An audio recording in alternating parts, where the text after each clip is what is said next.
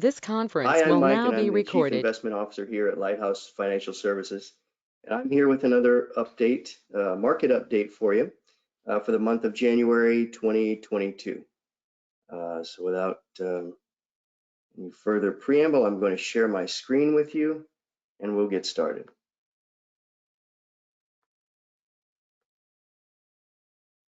Okay. So welcome to 2022. It's been a little bit of a jarring entry to the year for investors. And what I want to first of all cover is the anatomy of this correction. I'm going to give you some numbers and a little bit of context so that you can better understand it. And then I'm going to move into the approximate causes of this correction and talk about what may prevail over the next couple of months. And then I want to remind you about the economic backdrop. And the whole idea here is to let us focus on the things we need to focus on as long-term investors. All right. So here's the chart that I typically show you, I started here on the far left with the 34% bear market correction that we had back in early COVID. That was the beginning months of 2020, and you can see that that since then the market has recovered, has rallied 100% or more. But along the way, we've had some corrections. We had a 10% correction in late 2020. We had a roughly 5% correction in the fall of last year, 2021. And right now, we're looking at a 12% correction for the S&P 500, that is. Now, not all these corrections are built the same. You'll notice here on the top of the slide, the Dow is down about 10%, and the NASDAQ is down 19. So I want to talk a little bit about the difference. Why are they so divergent? But first, let's zoom in and take a look at just the last 6 months. And this chart starts last July, and you can see that we're unevenly sort of tracking higher through the last part of 2021, and then the bottom falls out, and we're down 11, 12% now. The green line at the bottom of this chart is just to show you a support level. You know, analysts have to find some way to try and point and figure where might this end, where might it go, and we've already blown through our mini correction bottom in September, October here, and so now we've fallen even with this tiny mini correction last July. I'm guessing, this is my personal opinion, that we are nearing the end of the bottom or the troughing process of this correction.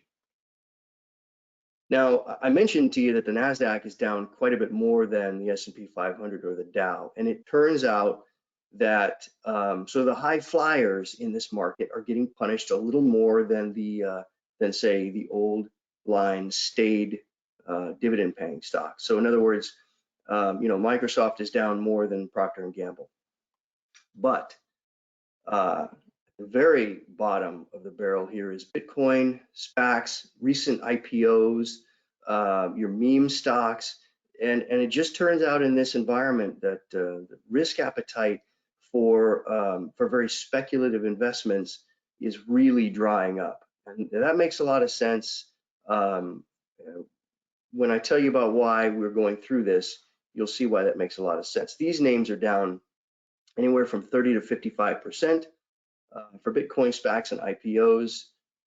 And this is when the risk really kicks in. It may look great on the way up, but they really get hammered on the way down. Now, before we talk about the reasons for this correction, let's look at setting aside the Fed or Ukraine, Russia, or China, or Omicron. Set aside all of that for a moment, and let's just take a look at how frequently corrections occur in the stock market. This chart goes back to the year 2000. The red squares are intra-year corrections, the largest intra-year correction for that year. And then the green bar is just the total return on the stock market for that full year. And you can see it's not unrealistic at all to see a significant drawdown in the middle of the year, but by the end of the year, it clears up. And So for instance, you look at the year 2016, 2017, 2016 had a 10% correction, was still up 12%. So it's not unheard of for there to be both down and upside in a year. But let me put an addendum onto this slide. You'll notice at the end in 2019, the market is up more than 30%. Well, 2020 and 2021 were also very good years. And last year in 2021, stock market's up more than 20%. So you can't go up forever in a straight line. And you also probably are not going to have 3 amazing years in the stock market backed by another 4th amazing year, right? So at some point, volatility has to come back in. And it's been a while since we've had a 10% correction. It's my view that we should have 10% correction every year.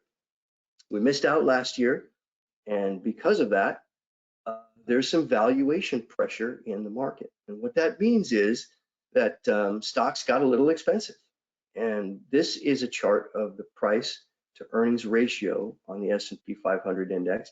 We use a PE ratio to sort of try to express how expensive or cheap the market is. I can tell you that over the long run, the PE on the market has been about 16 to 17 times earnings. In other words, investors have been willing to pay 16 or 17 times S&P 500 profits to buy the index. And you can see that right after COVID hit, that PE jumped well over 25. And we've been drifting down a little bit since then. So if your average is 16 or 17, and you're still sitting at 19, you see the end of this chart, you're still sitting at 19, you might have a little more wood to chop. In other words, the market needs to reprice risk at the moment. It's okay to be at 20 times earnings or 22 times earnings when interest rates are very, very low. That's a rule of thumb that every portfolio manager learns in school. That's okay. Really super low interest rates can allow the market to get more expensive. Okay, but this next slide shows that with inflation rising and the Federal Reserve talking about raising interest rates to deal with that higher inflation, well, guess what? The PE ratio on the S&P 500 needs to come down. It's now at 19. It might need to get back down to 18 where it was in 2019, late 2019. Or this could be enough of a reset in valuation to allow us to move forward with the stock market rally. But I don't want to pass over this point. These are not just sort of rules of thumb and statistics. This is real world investing. The market is always self-adjusting. So if things get more expensive than they ought to be, given the outlook for the next 6 to 12 months in the economy and the market, then the market will adjust. And right now, that's what we're seeing. We're seeing investors step aside a little bit and let the market fall to adjust for what it sees as higher risk down the road. And what is that risk? Well, this is an excerpt from a note put out by Jan Hatzius. He's the chief economist at Goldman Sachs. He put this out this morning. He said, we see a risk that the FOMC will want to take tightening action at every meeting until that inflation picture changes. This raises the possibility of more tightening announcements this year and maybe more than 4 rate hikes. Okay, so before this correction, the market was thinking that there would be a maximum of 3 interest rate hikes during 2022, and they would all be backloaded toward the end of the year. Okay, but recently, speeches by Fed officials have led investors to believe that perhaps we could be looking at more rate hikes, and they could come even sooner than mid-year, maybe even March. So the Fed is trying to tighten in 3 different ways, and we'll see if they're simultaneous or sequential. But first, they had to end their quantitative easing buying program. That they were buying $120 billion worth of bonds every month.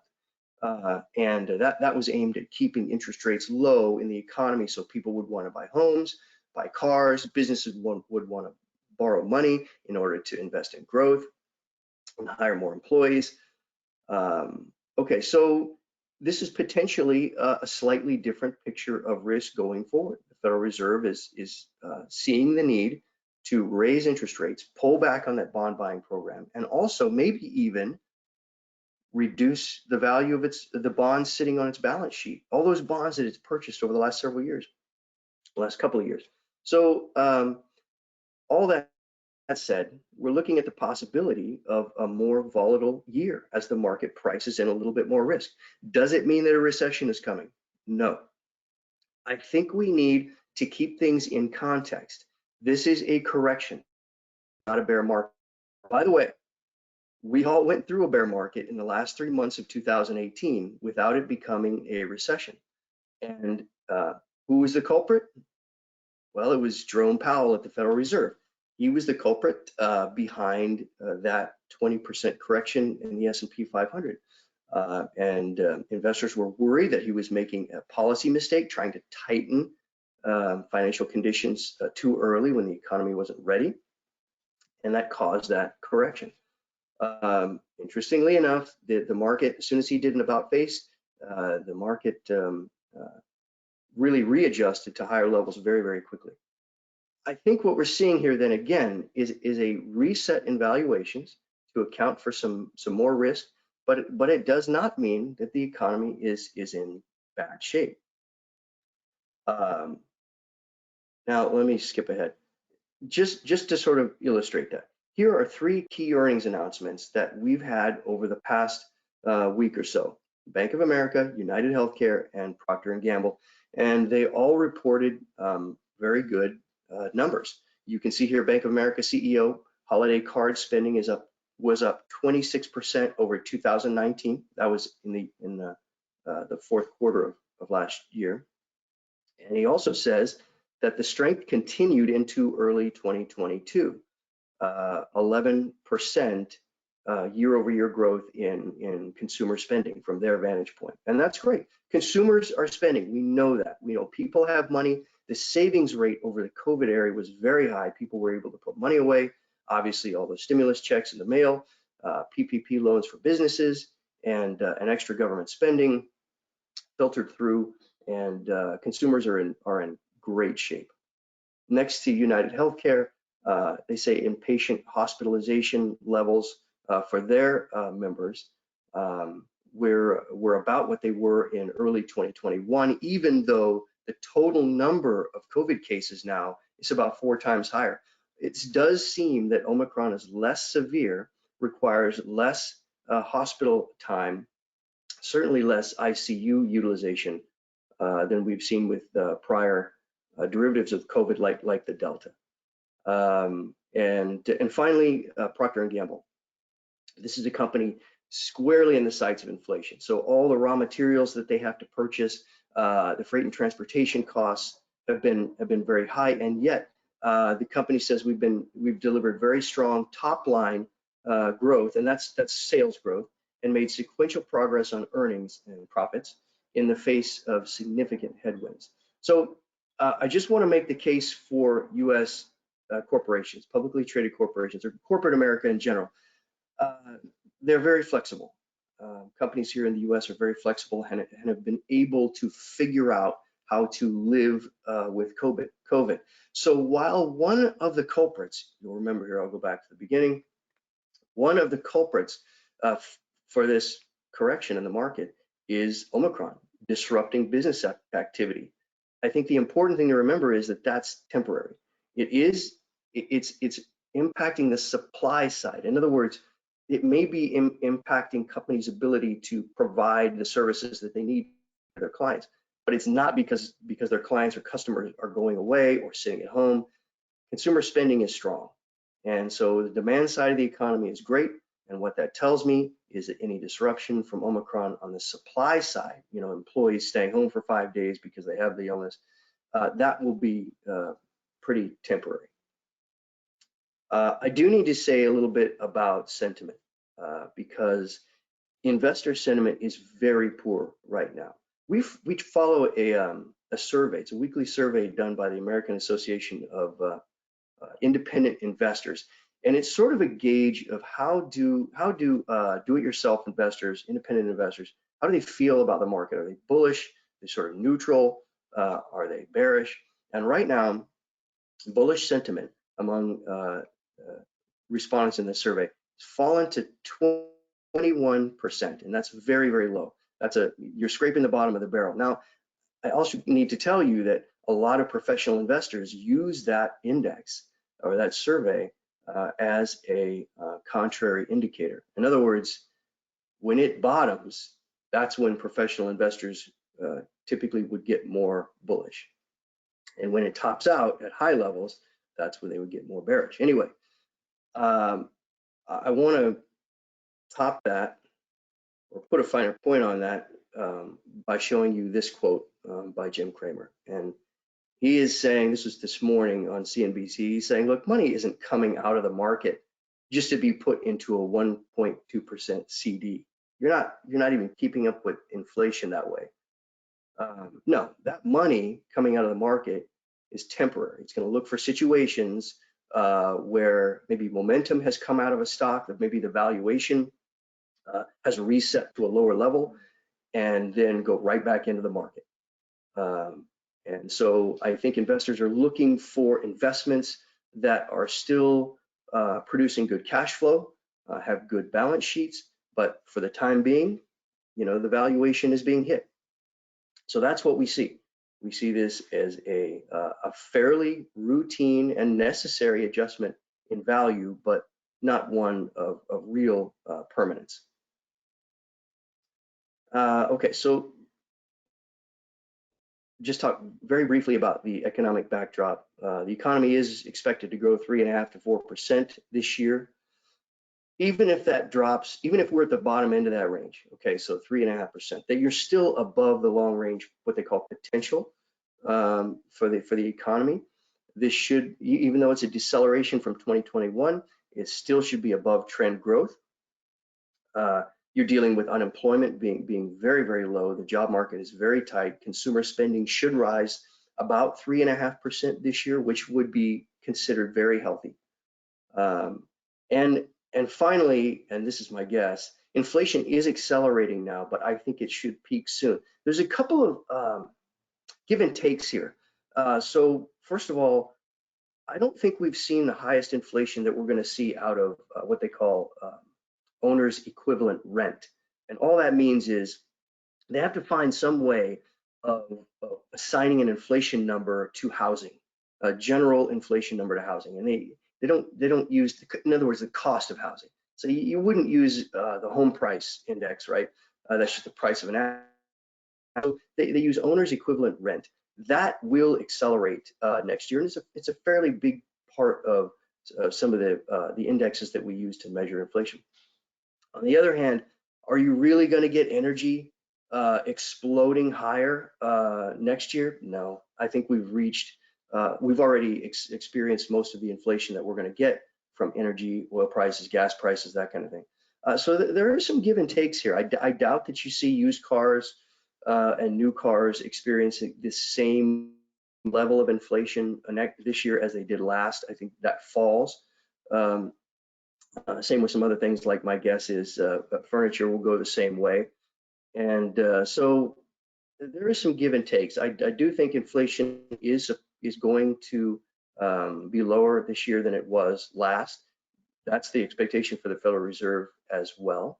But we'll see. So I think, a good solid economic backdrop, decent corporate earnings will allow us to probably post a positive return in the stock market this year. But as we've told our clients for a couple of months now, 2022 is not going to be the same as 2021. It cannot be as good. That was a blowout, and investors shouldn't get used to those kind of numbers. But by the way, you're not going to get those kind of numbers in any other part of the investing world. The title to this slide, forgot to explain, is TINA, and that means there is no alternative. You likely will not get the same long-run stock market return or returns in bonds or commodities or housing that you are going to get in the stock market. So the stock market still provides I think for most professional investors and economists, still provides a better return long-term from here than some of these other areas. Thank you so much for listening. There's a few disclosures for you. We're monitoring the situation closely, and we'll be back next month with another review. Thank you.